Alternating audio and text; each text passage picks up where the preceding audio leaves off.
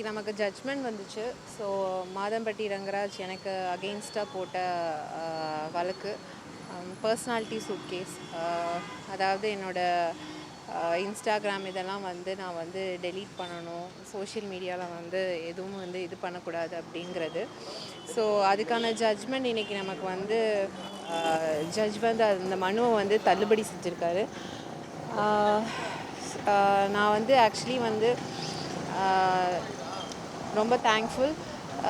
Judgement justice நான் கிடைக்கும் நான் நம்பிட்டு இருந்தேன். பட் என்னென்னா எதுவாக இருந்தாலும் ஜஸ்டிஸ் லேட்டாக கிடைக்கும். பட் கண்டிப்பாக தப்பு பண்ணவங்களுக்கான தண்டனை கண்டிப்பாக கிடைக்கும். நான் நீதிமன்றத்தை ரொம்ப நம்பியிருக்கேன். யார் தப்பு பண்ணனாலும் அதுக்கான தண்டனையை அவங்க அனுபவித்து தான் ஆவாங்க. ஸோ இன்றைக்கி நமக்கு ஜஸ்டிஸ் ஜட்ஜ்மெண்ட் இது நான் என்னோடய பையன் ராகா ரங்கராஜ்க்காக ஜஸ்டிஸ் தான் நான் இது பண்ணுவேன். So I am thankful.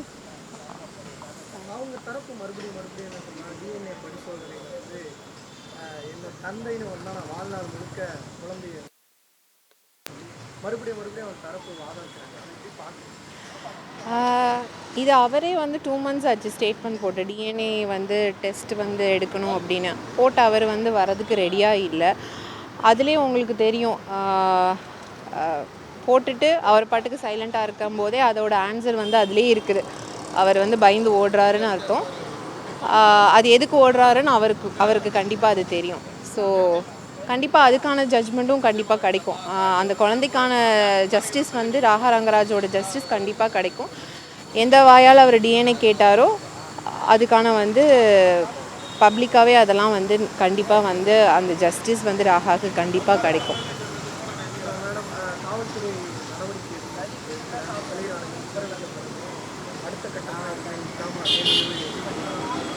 இல்லை, எஃப்ஐஆருக்கான இது போயிட்டு தான் இருக்குது.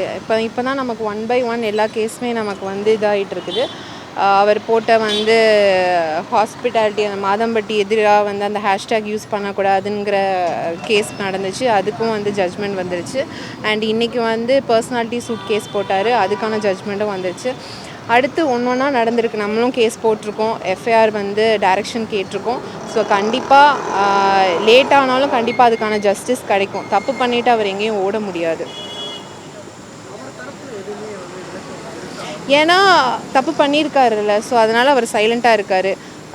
இதெல்லாமே அவர் கொடுத்த ஸ்டேட்மெண்ட்டுக்கு இன்னும் அவர் கிளாரிட்டி கொடுக்கல. அவர் தான் டிஎன்ஏ கேட்டார். பட் இப்போ வரைக்கும் அவர் அதுக்கான ஒரு கிளாரிஃபிகேஷன் கொடுக்கல. அதுலேருந்தே தெரிஞ்சுக்கோங்க அவர் எப்படிங்கிறத. இதுக்கு நான் ஆக்சுவலி எக்ஸ்ப்ளனேஷனே கொடுக்க வேண்டாம், ஏன்னா அதுலேயே ஆன்சர் இருக்குது.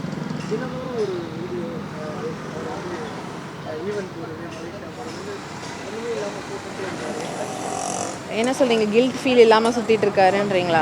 கில்ட் ஃபீல் கண்டிப்பாக தண்டனை கிடைக்கும்போது அவர் அனுபவிச்சு தானே ஆவார். அது வரைக்கும் அவர் சுற்றுவார். எத்தனை நாள் சுற்றுவார்? கண்டிப்பாக ஜஸ்டிஸ் தாமதமாக கிடைக்கும். பட் கண்டிப்பாக அதுக்கான எனக்கான ஜஸ்டிஸ், குழந்தைக்கான ஜஸ்டிஸ் கண்டிப்பாக கிடைக்கும். அது வரைக்கும் சுற்றுறவர் சுற்றிட்டே இருக்கட்டும். அதை நான் ரிவீல் பண்ணால் அவர் உஷாராயிடுவார். ஸோ ஒன்று சொல்ல விரும்புகிறேன். மேபி இன்றைக்கி அவர் அவரை எதுவும் பண்ண மாட்டாங்க அப்படிங்கிற ஒரு மெதப்பில் அவர் சுற்றலாம். பட் அதுக்கான எல்லா ஆக்ஷனுமே நானும் எங்கள் டீம் சைடும் கண்டிப்பாக எடுத்துகிட்டு தான் இருக்கோம். கொஞ்சம் டிலே ஆனாலும் கண்டிப்பாக எனக்கு ஜஸ்டிஸ் வரும். அதில் நான் கண்டிப்பாக கோர்ட் நீதிமன்றத்தை நான் முழுமையாக நம்புகிறேன். ஸோ அதுக்கான ஃபைட் போயிட்டு தான் இருக்குது. நடக்கணுங்கிறது நடக்கணுங்கிறது எந்த எதிர்பார்ப்புன்னா அவர் ஒரு ஸ்டேட்மெண்ட் போட்டால் தன்னோட குழந்தையை கொச்சப்படுத்தியிருக்காரு. ஸோ அதை அந்த குழந்தையோட டிக்னிட்டியை அவரே ஸ்பாயில் பண்ணியிருக்காரு. ஸோ அதுக்கான இதை அவர் கண்டிப்பாக அனுபவிப்பார். அதுக்கான முயற்சிகள் எல்லாமே நாங்கள் எங்கள் சைடில் எடுத்துகிட்டு தான் இருக்கோம். டிலே ஆகிறதுனால அவர் தப்பிச்சிட்டாருன்னு அர்த்தம் கிடையாது. Thank you.